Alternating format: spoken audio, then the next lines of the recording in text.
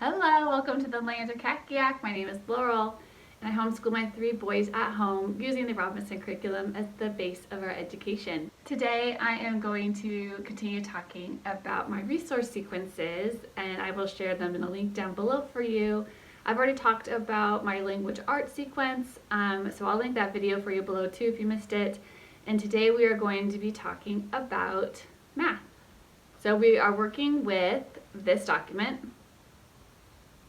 I do always print these out. This is the language arts, which is my longest list. The math is simpler. So because we follow the Robinson curriculum recommendations of just focusing on math facts first, and then once those are mastered, moving into Saxon 5-4, and then just continuing on from there. There isn't a lot of guidance as to how to do that, except for like flashcard use. So I had to think and make a little plan. You try things out, then you revise the plan. This is the current plan. So in the preschool, kindergarten years, I'm really focusing on number sense. So you'll see that reflected in the resources in those years before we start focusing more on math facts. So this is what the math fact sequence looks like. Okay, so I am going to actually point the camera at my computer so I can show you how this document works and take you to some of these products listed so you can get a little preview of them. So if you get here, you are in the right place. So this has actually my language arts, math, and science all in one document. So we'll just scoot on by language arts and head to math. Okay, so for preschool reading, this is a fun book, Magical Math. So this is a book that has little games and things in it. So they're basically learning math without you're not teaching it formally yet, right? So it says parents are looking for ways to nurture a love of mathematics in their children but don't know where to begin. Kids are often alternately bored and confused by the way early math is presented to them, which leads to a lasting distaste for the subject. Magical Math is a solution to both problems, showing parents how to engage children in mathematical thinking through stories, activities, and games. It also educates parents in the big picture of what an excellent early math education should look like, providing ideas for applying the principles in everyday life. So I think this is fun. I don't do it like all the time, but just every once in a while when things are feeling stagnant in our normal math routine in preschool, I would pull this out and work with one of the suggestions or stories or games. I did use this little book. It's like less than $5. It's like a board book. I wish you could see inside of it. But it's kind of like embossed, like it's leveled. So they have all the numbers 1 through 20 and they can like feel them with their little finger, right? They can trace them and there's things to count. This was helpful, especially when we were learning how to write the letters and form the letters. Actually, I bought the ABC book too. A is for Apple. And it's the same concept where they can like really feel it for a more tactile activity. Preschool number sense flashcards. This was really the heart of our preschool routine, and it is a resource I created out of necessity.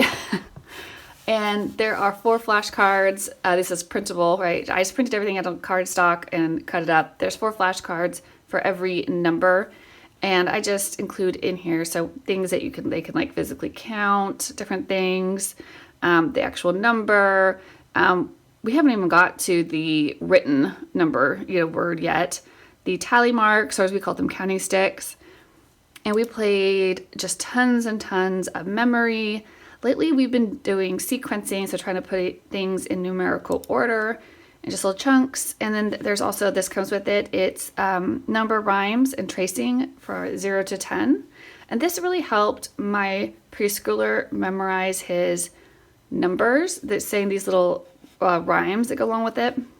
And you could put these, a lot of times we put these in a dry erase envelope, and so he could do these over and over. And I would use the flashcards, just the numerical flashcards, to drill him to see which ones he got right and wrong, and then I would know which numbers he needed more practice on. So we would, work more, do those rhyming sheets again for those ones. We did a lot of warm-up with the counting line. We would count it forward and back, and when he had mastered it on his own, 0 to 12, We bumped up to 0 to 20. Now we are in the 0 to 30 number line at this point. And I just gave some stuff to keep your records with, to kind of keep you organized, and some activities suggested. I left some open spaces so you could write in some of your own favorites. And then I gave a number lesson record, right? A pink one and a blue one. This is an actual picture from one of our lessons one day. So I used to have him when he was really learning his numbers for the first time. Whenever I would introduce a new number flashcard, I would take my glitter glue and I would dot it around and have him put it on with his little finger and let it dry. And then we had that tactile. It's almost like it was kind of duped those sandpaper flashcards that you can buy, but those are like they want like $20 or something for them. Anyway, so I use this for working number sense, and it's been really successful so far. After we'd worked on that for quite a bit, now we have started using this number rod kit, and I know I've showed it before, but we use it in conjunction with the number sense flashcards a lot. We started out by just pulling the numbers, putting them like the flashcards, and making the numbers with the rods, and then comparing which one's more, which one's less, and stuff like that. I think I recently linked a video where I was showing us playing a game. I'll link it again for you if you're interested in looking at that if you didn't see it before. So we're still working this stuff in preschool right now. Moving into kindergarten, so for reading, I do like this Number Stories book 1. I tried it in preschool and it was just a little too advanced. So this is an old-timey book. I don't think they're not like in print, so you get like an antique book. I wish I could show you the inside of it, but you can find it, I think, in the public domain if you want to print it out and look for it. But it's just fun, kind of little stories that involve math with these monkeys. And my son, he likes it. He asks for it. But I am actually bumping that up to kindergarten because it just was it moved too quickly for the preschool year for us. So counting 1 to 100 is a goal of ours this upcoming year. Starting addition and subtraction, like more formally, bonded numbers. That's also, you could call that part whole, and counting by tens and groupings. So I've got all operations, workbooks, and abacus flashcards. So this is a little bundle in my store right here. It's only $5, and it's my worksheets for addition, subtraction, multiplication, and division. So this is going to take you a long way, right? And they kind of look like that. And these are things that we use. I've used these with William, and what's nice about printables, I always say this, but you can like reprint them and do things again. Like sometimes, you present the information one time doesn't mean they get it all the way the first time. You might, let that sit for a while and then maybe do it again, like in the next month or so. Abacus flashcards. Oh, that's these right here. So I have a set for multiplication, division, and addition and subtraction. And I like to teach my kids to use the abacus, and I teach it using these flashcards as an aid. And there's a little video on there showing, William using these a while back. We do like the shut the box game. It really helps them because, that relationship within 10, what numbers make 10 is really important. And so it's all the numbers. It's not just 10, but it's really going to put that part whole concept into real life in the form of a game, right? So this was fun, and everyone kind of likes to play it. It's kind of fun to do, just have it nearby. We like play it after lunch or after dinner sometimes. No prep, number sense games. I've showed these before. I feel like we didn't use all of them, but there were certain ones in here. But look, it's like only $2. So it's worth the $2. I'll just say that. And we play these, we put these in a dry erase envelope to play them. I just ordered this. So this might replace that for me. But it's a Train Your Brain number sense. It's actually supposed to be delivered today, but it's not here yet. It looks like it has some flashcards that come with it. And my understanding is these middle things right here, these are kind of like dry erase sheets to play different number sense games on. I want to say there's like 30. And there's a teacher resource materials It says background information, activity ideas, and reproducibles all in one place. So yeah, I haven't actually used this yet, but I did buy it, and I'm sure I'll review it for you. Table of contents. See, what is number sense, building intermediate number sense, skills and concepts covered, using the reproducibles, hands-on activities, counting in number order, comparing and ordering numbers, decomposing numbers and part whole reasoning, place value, hundreds chart. Yeah, so I am hoping that this will just be something that will be something that simplifies my making a math routine for me. And I'll make a video about our math routine once I put a little more thought into it. First grade, Number Stories Book 2, right? So again, you could find this this is a public domain one. Oh, here we go. So you can kind of see what they look like on the inside. I have a hard copy, but this book is hard to find, but you can print it out. Isn't that nice? And see, it's like in story form, and then they'll have like questions that follow up with the story, but kind of like reading comprehension, but math comprehension with reading, which is cool.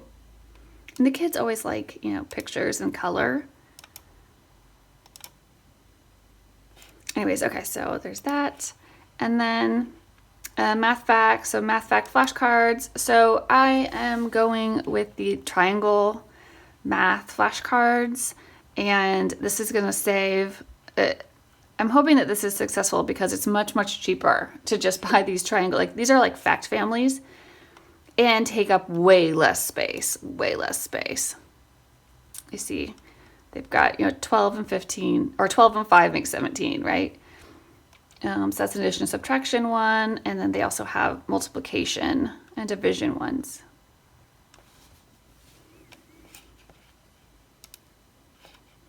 Again, there's the same workbooks because that's that same bundle, and the Abacus flashcards because we'll be, continuing to introduce operations as they come up. And this is a free resource. Olney's, I believe this is another Robinson curriculum mom who put together these.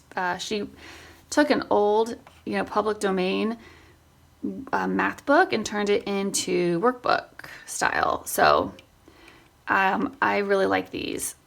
Okay, so then no prep math games. So these are not the same ones. This is not the number sense no prep math games. This is all the operations as a bundle. And again, we use these a ton. William loved it. I used this at the end. So when he got through his, if he did a book page or a workbook page, did his flashcard work. If he really was good and stayed on task, we could play a math game. And that was really motivating for him. And then it was like reinforcing. You can't really use these so much to teach, but it's good review and it's good motivation to learn your math facts. Okay, second grade. I would say the number of stories, I put it on here on second grade because I think it could span into second grade between, you don't have to finish everything in 1 year, Math facts, and of course, my philosophy is you're just going at the pace of your child, just when they are mastering and you're just moving forward at their pace. Again, it's that same no prep math games because it's that same bundle. Third grade reading, the Phantom Toll Booth. So this was on a lot of lists for like living books for like related to math. So we're going to read that. Third grade, again, math fact flashcards. This is the triangles, the workbooks, Abacus. Here is a new game, Cross Math. So I have a game called Somology, but it was like $40. I was like, I'm not recommending a $40 game. But I used Somology, which looks pretty similar to this. It's kind of like Scrabble, but you're making equations, right? So this one was like half the price. That's why I linked to that one. Usually I'm like about then if you might be ready for Saxon 5-4. That's how it seems to have been working out with our family. So that's what our sequence looks like. And, that's our plan. So Saxon is working out great for my oldest. If I make any changes, if it doesn't work out for my next son, I, of course, will report that to you. All right, next time we will take a look at science.